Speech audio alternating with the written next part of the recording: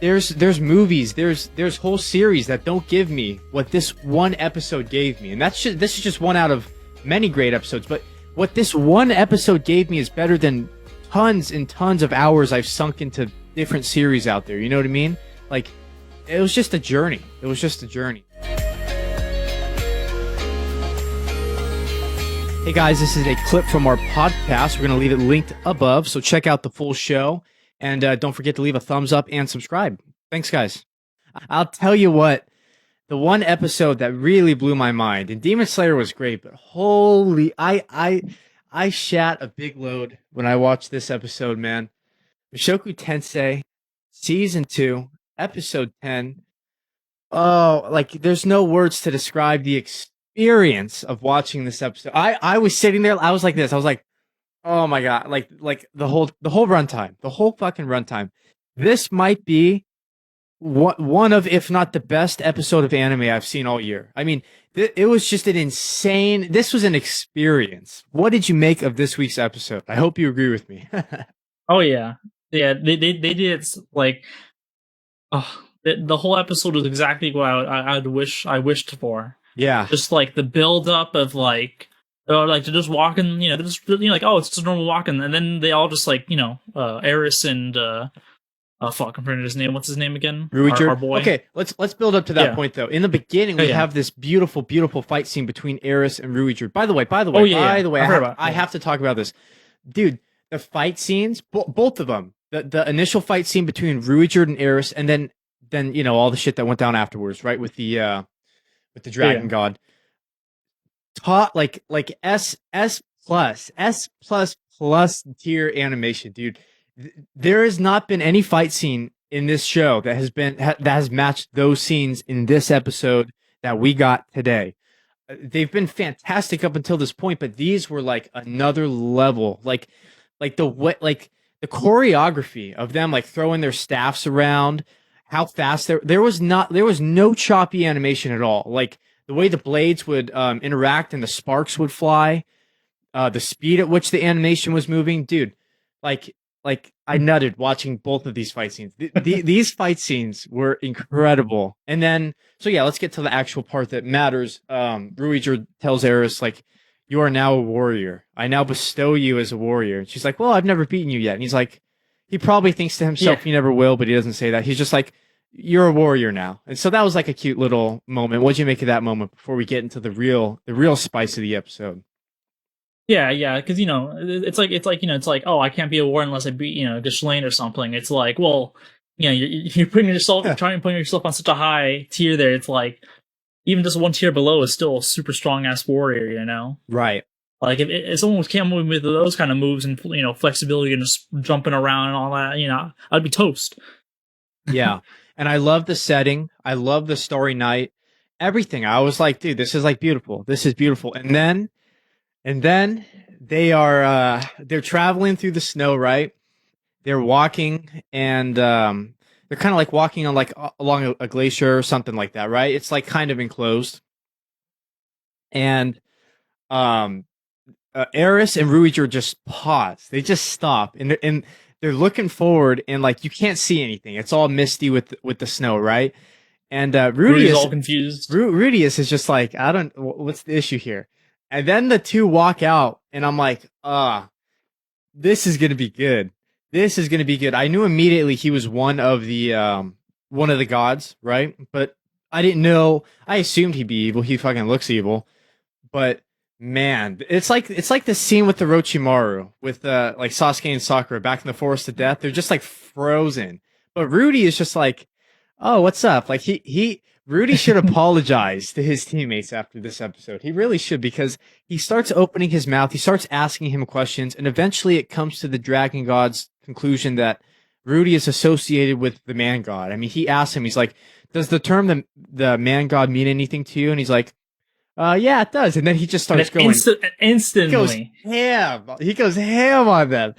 Fucking takes out Ruiger, fucking smashes Eris. Like Rudy, he knocks down Rudy. Rudy tries to use his magic. He can't. Right? Like, what did you think of this whole fight scene that we had here? Oh yeah, I think it was essentially wild. I liked how fast and like it was just like Rudy said yeah and yes, and then instantly like that he had no hesitation. Like in some anime, it's like oh yes, and then like a second later, then like it would happen. But like as soon as he finished that syllable, he was after Rudy's ass, And dude, and then just all the reactions of like everyone. Oof.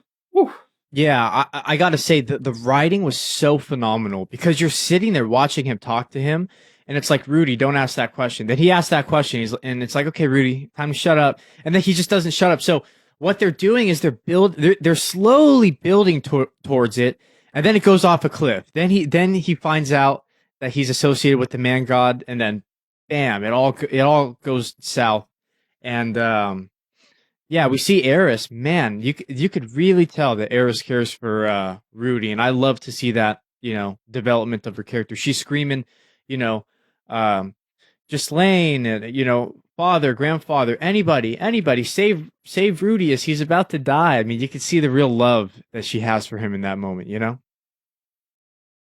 Yeah, then Rudy's just in there like well, damn, is it? I guess sorry, and then just and then he wakes up in the man god realm. He's like, well, yeah, he's got the whole.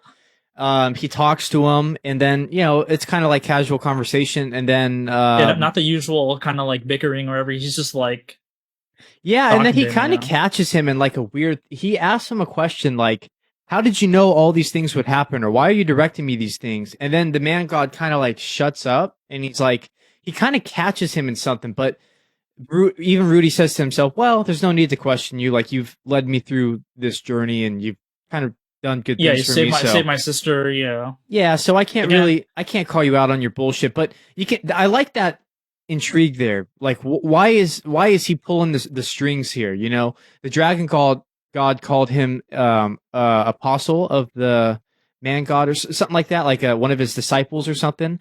So maybe there's more people like Rudy out there. I don't know. You're the manga reader here, but man, so Rudy wakes up and apparently the dragon god's assistant made some sort of remark. I don't think we saw what she said, but he healed them all. So that's crazy. Who would think that she must have said something important for him to go back and be like, all right, I guess you can live now, even though I tried to kill you. Mm-hmm. Oh yeah, but just so beautiful, man, so beautiful. And then once he woke up, beautiful scenes right after that, man. With Eris, who's laying on her lap. Yeah, she goes to punch him. She's like, "I'm gonna punch you right now." And she kind of like lightly taps him. You know what I mean?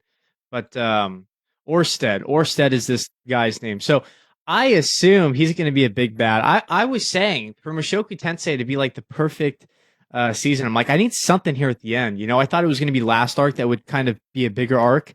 I guess this is the big turning point. So I don't know what's going to happen from here. That's the name of the episode. Yeah. So turning point 2. Yeah, turning point 2 was the first one was the teleportation.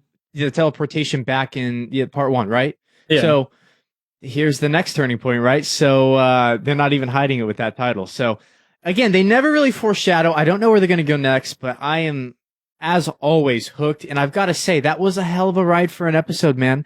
Like there's movies, there's whole series that don't give me what this one episode gave me. And this is just one out of many great episodes. But what this one episode gave me is better than tons and tons of hours I've sunk into different series out there. You know what I mean? Like, it was just a journey. So final thoughts on this week's crazy episode, Germs. Did you love it as much as me?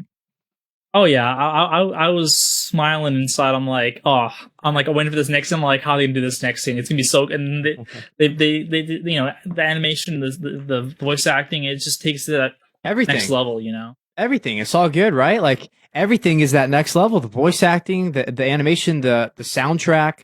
It's like every time I watch this, I thank God that the Studio Bind is behind this. I'm like, they are just killing it. This is like the best interpretation of the source material that we can have. I know that last week was kind of, a little weird, but man, in terms of really bringing this story to life, they've done it. And this when it matters, when it matters, and this one episode is better than tons and tons of other content out there. So, yeah, guys, comment down below. We'd love to hear what you guys think about this week's episode of Mushoku Tensei. Did you have the reactions that we had? I thought it was nuts. Germ's kind of expected it, but still great nonetheless. I was loving right, every Germs? second of it. Yeah, still great nonetheless. You still have your expectations high, but it's still past them, right? Like you're still watching it, like, damn, they like did it. They killed it, right? So, love to see it. Love to see it. Mushoku Tensei. I just want to say one more time. Probably the best episode of anime I've seen this whole year. Like literally, second one to the last second was a hell of a ride.